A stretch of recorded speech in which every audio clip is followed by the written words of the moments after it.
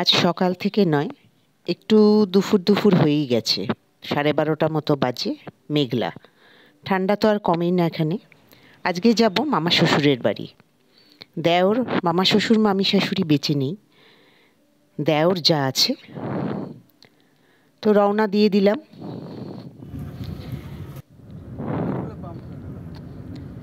কাশিয়াবাড়ি, মণ্ডলঘাট, নানা রকম জায়গা পেরোতে পেরোতে, গ্রামগঞ্জ, রাস্তাঘাট দেখতে দেখতে বেশ ভালোই লাগছিল। পৌঁছেই যাব আর একটু পরে। দিন থাকতে থাকতেই পৌঁছে গেছি। ওরা সেরমভাবে জানতো না, তবে ফোন করেছিলাম। ছিলই তো আগে না, এই যে ব্যাপার ভিডিও, হ্যাঁ ভিডিও করলে কি কারো তো কিছু ক্ষতি হচ্ছে না, আমারও সময় কাটছে, আবার কাউকে আমি বিরক্ত করছি না। আমি কাউকে আনন্দ পাচ্ছে, হ্যাঁ কাউকে তো আমি বিরক্ত করছি না। বল, এবার শুরু হয়ে গেল আড্ডা, চা খাওয়া, মুড়ি মাখা, বিস্কুট, নানান কিছু।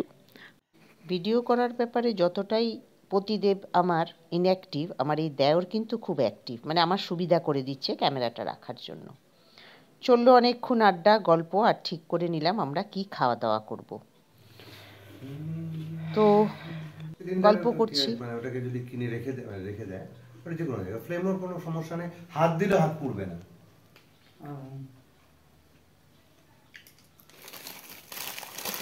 খুব ভালো হয়েছে। সোজা চলে গেলাম এবার ময়দা মাখতে। করব কড়াইশুঁটির কচুরি, আলুর দম আর ধোকার ডালনা। দেখি হচ্ছে এটা শুরু হয়ে গেল প্রসেস। বাহ, তো দেখে এখনই খেতে চলছে। খোলা খোলা হচ্ছে। আর আমার দেওরই কিন্তু সমস্ত ভিডিওটা করছে, আর ওরা দুজনে নয়। না না, পড়বে না। এ তো সাংঘাতিক খাবার গো। হ্যাঁ, কড়াইশুটির কচুরি, তার সঙ্গে আলুর দম, আর ওদিকে ধোকার ডালনাও আছে। ইস, দারুণ ব্যাপার তো।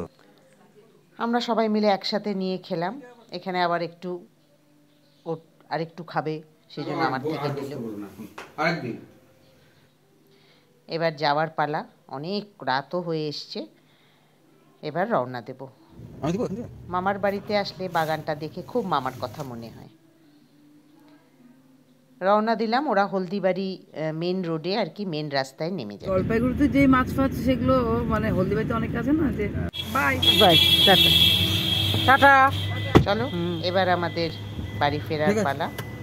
আমাদের তো খুব ভালো কাটলো সন্ধেটা। আশা করি তোমাদেরও ভিডিওটা ভালো লাগলো। Like, comment.